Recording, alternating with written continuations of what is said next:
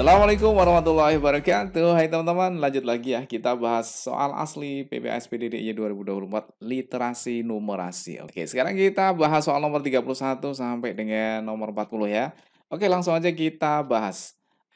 Perhatikan gambar segitiga ABC dan segitiga PQR kongruen. Wow, ini udah divonis kongruen. Teman-teman harus tahu arti kongruen ya.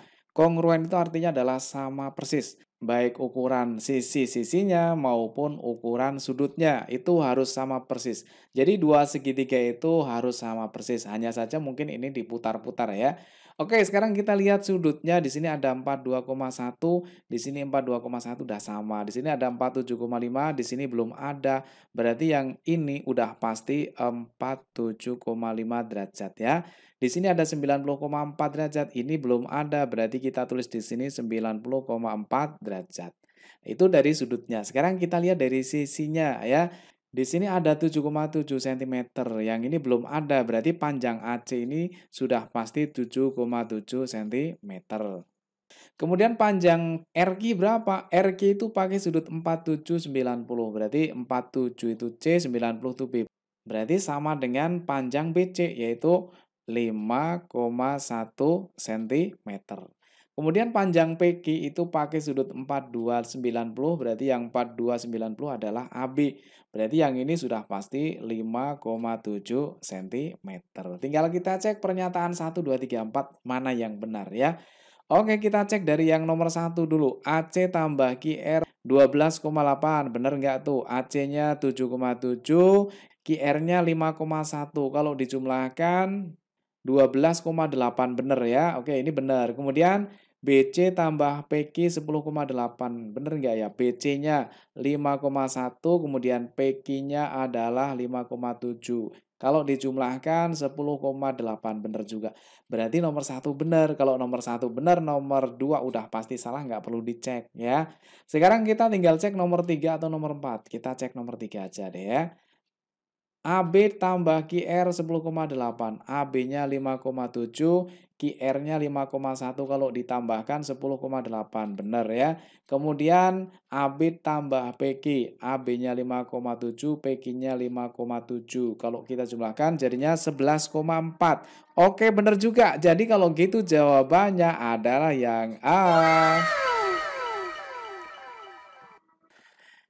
Oke, lanjut soal nomor 32. Lukisan PQRS ditempel pada sebuah karton ABCD berbentuk persegi panjang. Diketahui lukisan dan karton sebangun. Dari keterangan tersebut, perhatikan beberapa pernyataan berikut. Panjang SR-nya sama dengan 50. Bener nggak tuh? Oke, langsung kita cek panjang SR ya. SR itu dari sini sampai sini. Itu sebanding dengan apa? Nah, karena di sini ada pernyataan kedua bangun itu adalah sebangun, maka sisi-sisi yang bersesuaian itu bisa dibandingkan. Yang bersesuaian adalah SR itu bersesuaian dengan DC. Berarti SR itu belum tahu ya, kita cari dulu SR dibanding dengan DC, atau langsung kita tulis angkanya 60 sama dengan, kalau tadi menggunakan lebarnya, sekarang gunakan tingginya, yaitu PS dibanding dengan DA atau AD. PS-nya berapa? Nah, kita cari dulu PS-nya. Dari ujung atas sampai ujung bawah kan nilainya 80 ya. Kemudian dikurangi 5 yang atas dan dikurangi 7 yang bawah. 80 kurangi 5 berarti 75. 75 kurangi 7 berarti 68. Berarti panjang PS-nya itu sama dengan 68. Jadi di sini adalah 68 dibagi dengan 80 ya. Jadi kalau lebar dibanding dengan lebar, tinggi dibanding dengan tinggi. Baru kita bisa hitung ya. Oke, sekarang kita sederhanakan ya. Di sini ada 0 di bawah sama 0 di bawah, boleh dicoret ya, karena di sini dipisah tanda sama dengan. Kemudian kita sederhanakan lagi ya. Di sini dibagi 2 dapat 3. Kalau kita bagi 2 dapat 4. 68 bagi 4 berapa? Bisa nggak? Bisa ya. 6 bagi 4 dapatnya 1, sisanya 2. 28 bagi 4, 7. Berarti kalau kita coret ya dapatnya 17. Maka panjang SR itu sama dengan 3 kali 17 yaitu 51 cm. Nah, di sini katanya 50 berarti salah dong. Kalau satu salah, AB-nya udah pasti salah. Tinggal kita cek nomor 3 sama nomor 4 karena duanya udah pasti bener ya. Oke, kita cek nomor 3 ya. Luas lukisannya ini, bener nggak? Lukisan itu kan berarti samanya dengan persegi panjang PQRS ya kan? Berarti kita cek apakah benar luasnya sama dengan ini. Panjangnya adalah SP atau 68, kemudian dikali lebarnya adalah SR. SR-nya udah ketemu di sini 51. Kalau kita lihat dari ekornya aja udah salah ya. 8 kali 1 kan ekornya 8. Di sini ekornya 0, berarti kan salah. Kalau gitu jawabannya adalah 2 dan 4, yaitu yang D. Oke, lanjut lagi. Salah satu kegiatan pramuka adalah membuat pioneering atau gardu pandang seperti pada gambar. Diketahui CD banding AD adalah 3:2, AB sejajar dengan DE, dan AB sama dengan 4 meter panjang. DE adalah, oke, yang ditanyakan ini ya. Kita lihat perbandingannya di sini. CD banding AD 3:2, CD-nya 3, AD-nya 2, kemudian AB-nya panjangnya adalah 4 meter. Yang ditanyakan panjang DE, kita gunakan konsep kesebangunan ya. Sisi yang bersesuaian adalah DE itu bersesuaian dengan AB ya. Maka sama hanya dengan DE dibanding AB itu panjangnya 4 ya. Sama dengan tadi kan yang kecil dibanding dengan yang besar ya. Berarti ini yang kecil, segitiga kecil itu adalah DC atau 3 dibanding dengan segitiga yang besar yaitu AC. AC itu adalah 2 tambah 3 yaitu 5. Berarti dibanding dengan 5.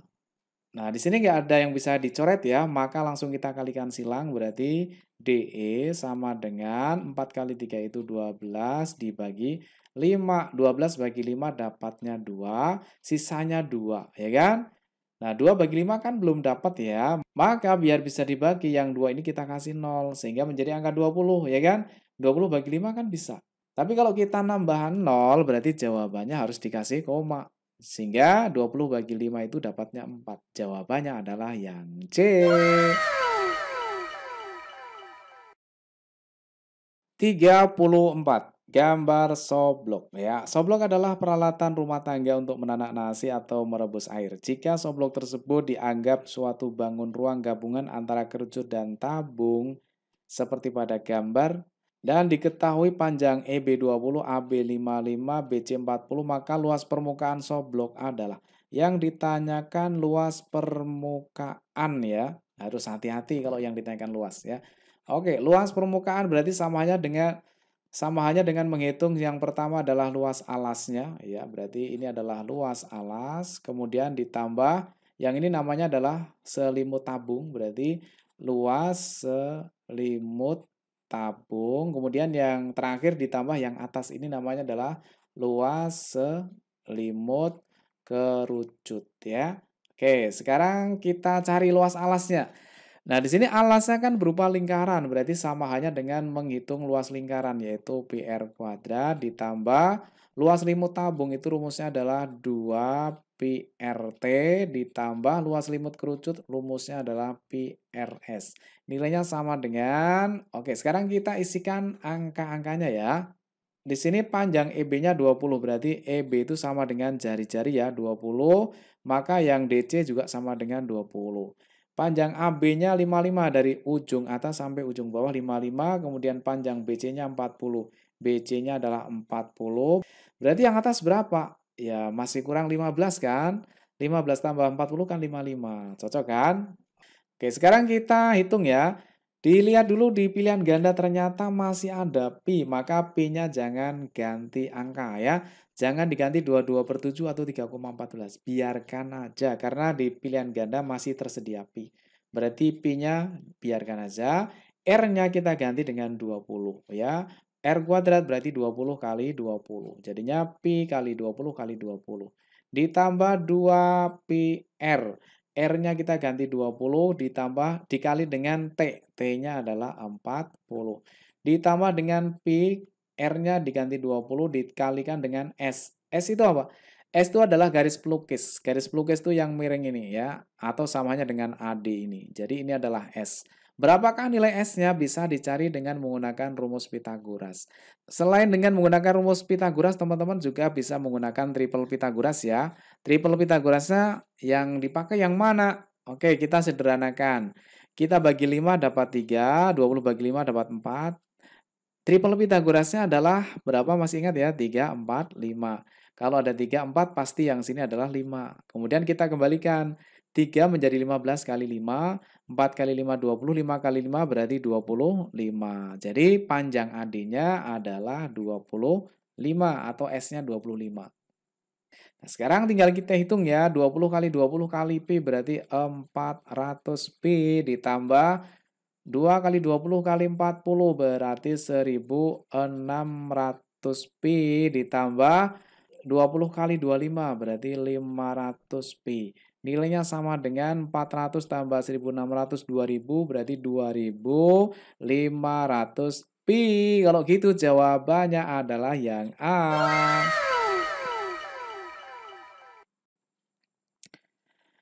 Perhatikan gambar es krim tersebut. Es krim mengisi penuh bagian kerucut hingga bagian atasnya membentuk setengah bola. Diketahui tinggi dan diameter kerucut tempat es krim berturut-turut adalah 11 dan 6 cm.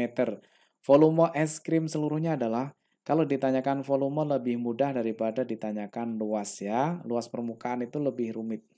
Kalau volume tinggal dijumlahkan aja, berarti sama hanya dengan menghitung volume kerucut ya, volume kerucut kemudian ditambah dengan setengah dari volume bola, setengah volume bola. Berarti sama dengan volume kerucut, rumusnya apa? Kerucut itu kan lancip, berarti sepertiga luas alas kali tinggi. Alas kerucut berupa lingkaran berarti pi r kuadrat kemudian kali T ya.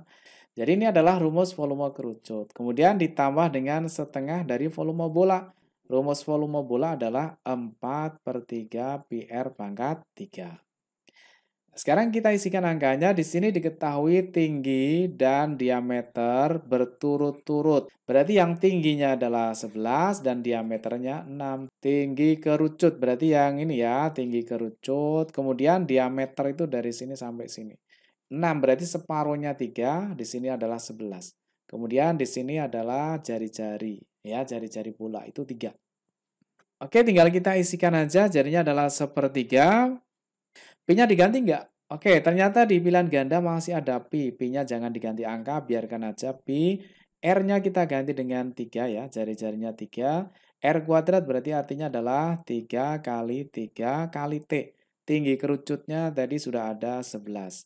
Ditambah, yang ini bisa kita coret dulu ya, dibagi 2 dapat 2, kemudian jadinya adalah 2 per 3, P-nya biarkan aja, R-nya kita ganti dengan 3 kali 3 kali 3, kemudian kita sikat 3-nya, tinggal 3 kali 11 itu adalah 33 Pi ditambah 9 kali 2 itu 18 Pi. 33 tambah 18 berarti sama dengan 51 Pi. Kalau gitu jawabannya adalah yang D.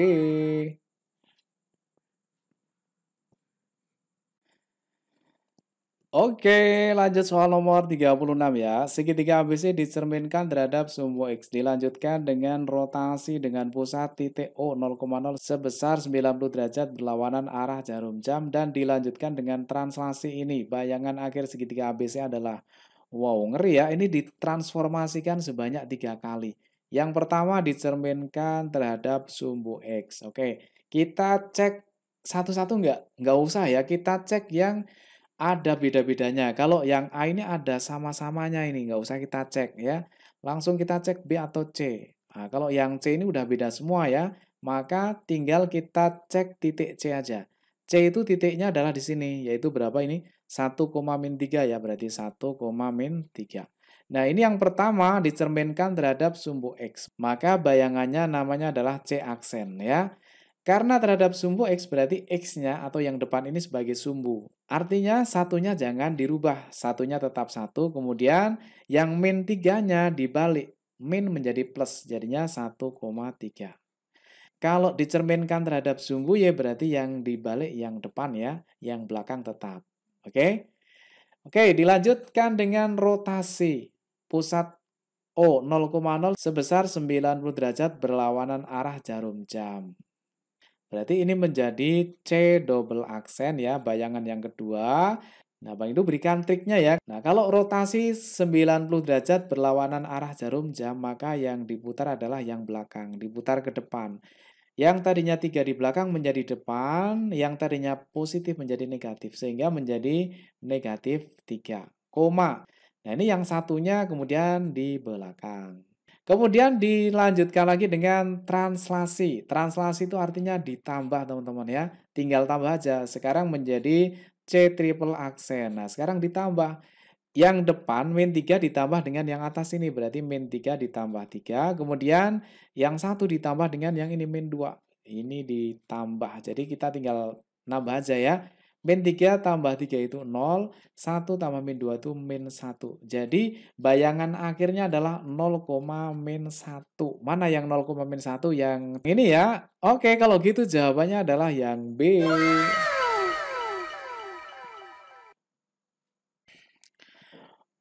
37. Perhatikan diagram berikut. Kalau yang ini harusnya bisa ya teman-teman. Ini hanya membaca data ya, mencocokkan ya. Oke, kita cek dari yang nomor 1. Jumlah penduduk terbesar diperkirakan berusia 8 sampai 23 tahun ya. Yang usia 8 sampai 23 tahun ini adalah Gen Z. Gen Z-nya di sini tercatat 27,94%. Kalau dibandingkan dengan yang lain memang benar ya, Gen Z-nya adalah yang terbesar. Maka jawaban nomor 1 benar. Kalau nomor 1 benar, nomor 2 nggak usah dicek, udah pasti salah ya. Tinggal kita cek nomor 3 atau nomor 4. Oke, kita cek nomor berapa nih? Nomor 3 ya. Jumlah penduduk generasi milenial dan generasi Z pada tahun 2021 diperkirakan lebih dari 135 juta. Generasi milenial dan generasi Z. Generasi milenial itu 25,87%, sedangkan generasi Z itu 27,94%. Kalau dijumlahkan ini lebih dari 50% ya. Padahal kalau 50%-nya dari 270 itu kan 135. Kalau di sini udah lebih berarti ya bener dong, ya kan? Oke, berarti jawabannya adalah 1 dan 3. Oke, lanjut lagi. Diagram nilai ulangan kelas 9A seperti ini. Perhatikan pernyataan berikut berkaitan dengan diagram nilai ulangan kelas 9A tersebut. Ada 4 siswa yang mendapat nilai kurang dari 70. Oke, langsung kita bahas ya. Nah, kalau kurang dari 70 berarti dia mendapat nilai 60 dan 50 ini ya. Nah, yang mendapat nilai 50 ada satu anak, yang mendapat nilai 60 ada 4 anak. Jadi jumlahnya 5 siswa atau 5 anak. Kalau di sini dikatakan 4 siswa berarti salah dong. Kalau gitu yang A, B jelas salah dan 2 udah pasti bener, nggak perlu dicek. Tinggal kita cek nomor 3 atau nomor 4. Pilih salah satu ya. Kalau ngecek nomor 3 berarti mencari rata-rata. Kalau mencari rata-rata agak ribet ya, ngitungnya banyak ya. Caranya gini, nanti 50 kali 1 ditambah 60 kali 4 ditambah 70 kali 5 ditambah 80 kali 6 ditambah 90 kali 7 ditambah 100 kali 2. Nanti dibagi dengan banyaknya seluruh siswa. Itu ketemu rata-rata. Bener nggak 78? Teman-teman cek ya. Tapi Bang Ido akan mengecek yang ini aja, yang median. Median itu adalah nilai tengah setelah data diurutkan dari kecil ke besar ya. Di sini 1 itu adalah 50, kemudian 2 itu 100. Nah, 100 ini harusnya letaknya di sini ya. Jadi 100 ini kita pindah aja. 2-nya yang di sini kita silang, kita pindah di sini 2 ya. Karena data harus urut dari kecil ke besar ya. 50, kemudian 60, 70, 80, 90, 100. Sudah benar ya? Oke, sekarang kita main triknya teman-teman. Bang itu berikan triknya. Median itu kan nilai tengah, jadi harus imbang antara kiri dan kanan. Sekarang kiri dan kanan kita eliminasi. Yang kiri kita kurangi 1 habis, yang kanan kita kurangi 1 sisa 1. Yang kanan kita kurangi 1 habis, yang kiri kita kurangi 1 sisa 2. Yang kiri kita kurangi 2, 0. Yang kanan kita kurangi 2, tinggal 5. 4 sama 5 berarti kita kurangi 4, 0, kita kurangi 4 tinggal 1. Kita kurangi 1, 0, kita kurangi 1 tinggal 4. Kita kurangi 4, kita kurangi 4 tinggal 2. Jadi masih ada di sini. Jadi nilai mediannya adalah di sini teman-teman, yaitu berapa nilainya? 80. Kalau dikatakan 75 berarti salah dong. Maka jawabannya adalah yang C.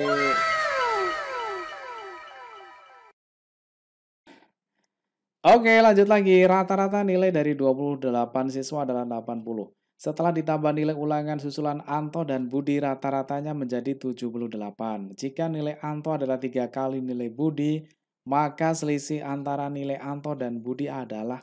Wow, ini soal HOTS teman-teman ya. Jadi harus pakai analisis ya. Mbak Inu akan berikan cara cepatnya aja. Kalau ada soal rata-rata gabungan, caranya seperti ini. Di sini ada 28 siswa. Kemudian rata-ratanya adalah 80. Berarti sesuai garisnya ini 80. Kemudian ditambah dengan nilai susulan Anto dan Budi. Anto dan Budi itu kan jumlahnya 2 anak. Nilai rata-ratanya berapa? Nah, setelah ditambah 2 anak ini rata-ratanya menjadi 78. Artinya 78 itu adalah gabungan yang letaknya di tengah-tengah, 78 jadinya ya. Nah, sekarang kita lihat selisihnya ya. 80 kurangi 78 itu nilainya 2. Nah, 78 kurangi berapa? Nilainya berapa? Kita lihat di atas. Ini ada angka berapa? 2. Kalau atas 2, bawah berapa? 2. Kalau atas 28 berarti bawah 28. Berarti 78 kurangi 28 berapa? 50. Berarti rata-ratanya si Anto dan Budi itu 50. Ini artinya rata-rata berarti nilai Anto ditambah nilai Budi dibagi 2 itu nilainya sama dengan 50. Jadi rata-ratanya Anto dan Budi itu 50. Kalau kita buat menjadi A tambah B berarti tinggal kita kalikan silang. 2 kali 50 berarti 100. Jadi jumlah nilai Anto dan Budi itu jumlahnya 100 ya. Nah, di sini ada perbandingan. Nilai Anto itu sama dengan 3 kali nilai Budi. Kalau kita buat perbandingan A banding B sama dengan berapa banding berapa? Ya, bandingannya adalah 3 banding 1. Kalau kita kalikan silang kan, A kali 1 kan nilainya A, kemudian 3 kali B kan nilainya 3B. Bener kan? Jadi A-nya bagiannya 3, B-nya bagiannya 1. Nah, yang ditanyakan di sini adalah selisih. Oke, kalau selisih kan artinya yang besar itu A dikurangi yang kecil itu adalah B. Selisihnya berapa? Ya 3 kurangi 1 itu selisihnya. Dibagi dikali dengan nilai yang ada di sini. Yang ada nilainya adalah 100. 100 itu apa? A tambah B. A-nya bagiannya 3 ditambah B bagiannya 1. Berarti nilainya sama dengan 3 kurangi 1 itu 2 dibagi dengan 4 dikali dengan 100. Kita coret dapat 1, coret dapat 2 kan? 100 bagi 2 nilainya sama dengan 50. Jadi jawabannya adalah yang B. Oke, sekarang kita masuk soal yang terakhir ya, soal pamungkas nih. Dari kotak A diambil bola-bola yang bernomor bilangan prima untuk dipindahkan ke kotak B. Setelah itu sebuah bola diambil secara acak dari kotak B. Peluang terambil bola merah dari kotak B tersebut adalah... Ini yang dari kotak A ini diambil bilangan prima dipindah ke kotak B. Yang prima itu kan ini ya, 2, 3, 5, 7. Jadi yang pindah ke B itu ada 4 bola. Sehingga yang di B ini sekarang menjadi berapa bola? 1, 2, 3, 4, 5, 6, 7, 8 tambah 4 berarti semuanya ada 12 bola. Nah, di sini yang ditanyakan adalah peluang terambil bola merah. Nah, merahnya ada berapa? 1, 2, 3, 4. Ini kan udah pindah ya. Jadinya 2 dan 3 itu udah pindah ke sini. Sehingga merahnya ada 4. Jadi jawabannya adalah 4 dibagi dengan seluruhnya. Seluruhnya bola itu 12. Kalau kita sederhanakan menjadi 1/3. Jadi jawabannya adalah yang B. Oke teman-teman, sudah kita bahas nomor 1 sampai dengan nomor 40 ya. Mudah-mudahan teman-teman semuanya bisa masuk sekolah yang dicita-citakan. Selamat belajar, mudah-mudahan sukses. Assalamualaikum warahmatullahi wabarakatuh.